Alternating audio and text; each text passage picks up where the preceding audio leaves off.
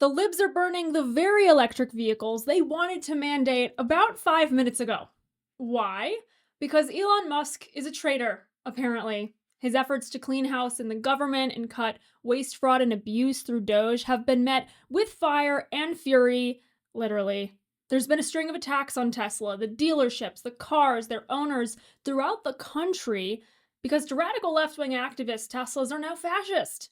There's been vandalism. People are leaving not so nice messages in spray paint or going with the classic key scratch. So this is how I found my car today. Others have committed arson and, yes, by definition, domestic terrorism. Because intimidation is the point, to pressure Musk to abandon Doge and scare Tesla consumers and employees. No, that's beautiful. Yeah, Mr. President, you talked about some of the violence that's been going on around the country at dealerships.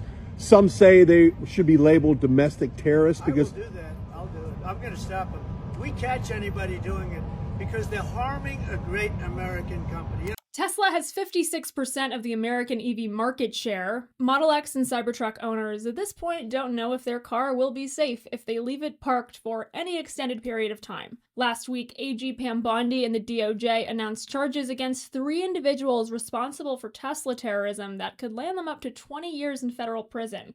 One, who was armed with an AR-15, threw Molotov cocktails at a Tesla dealership in Salem, Oregon. 41-year-old Adam Lansky was arraigned in federal court for illegally possessing an unregistered destructive device.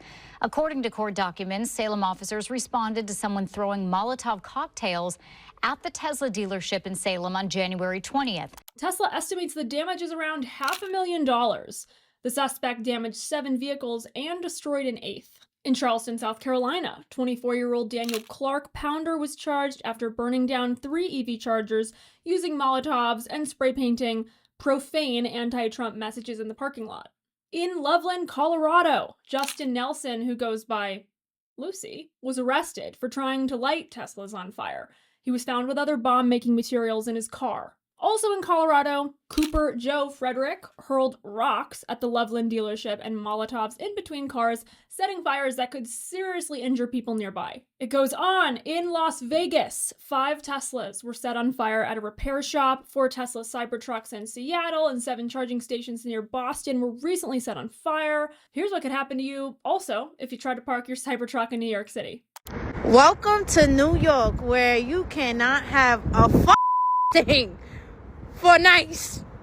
Anything. Nothing. You can't have nice in New York.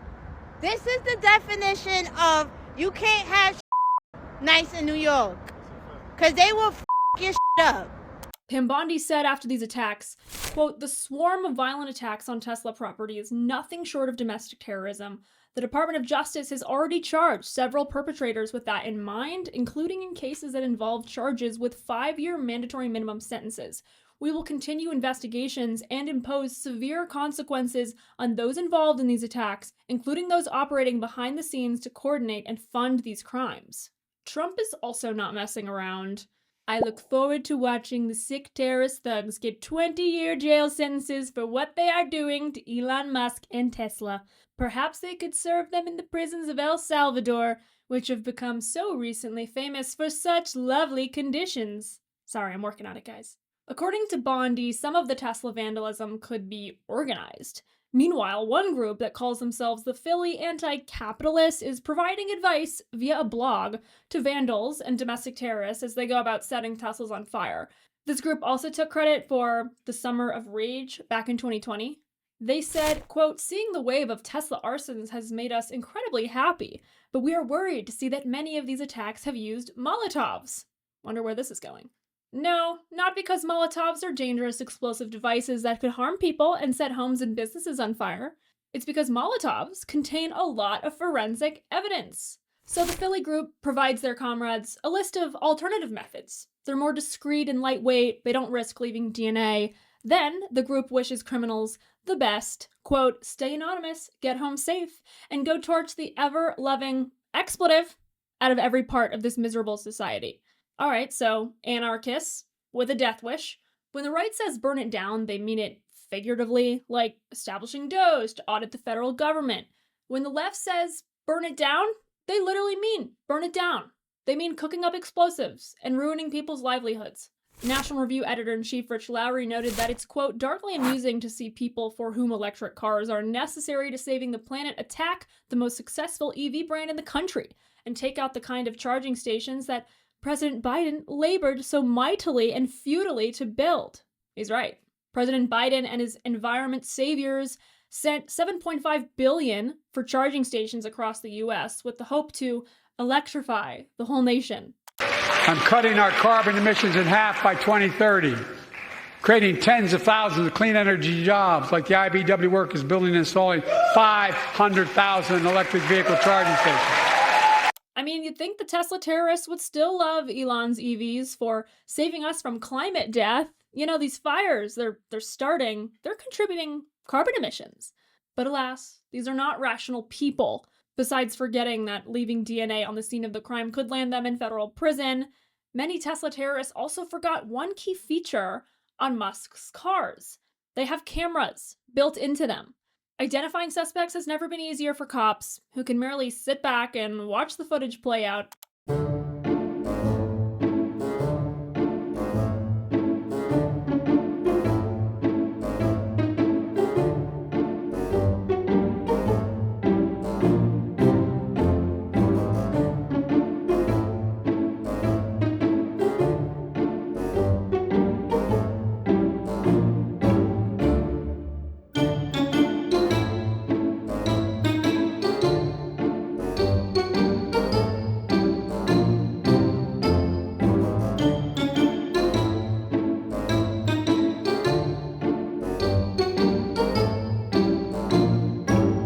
In addition to threatening to send Tesla terrorists to Salvadoran prisons, President Trump has been drawing positive attention to the car company through a photo shoot at the White House, where he himself bought a red Model S. He obviously did this to rally support for Tesla, especially after the stock tanked.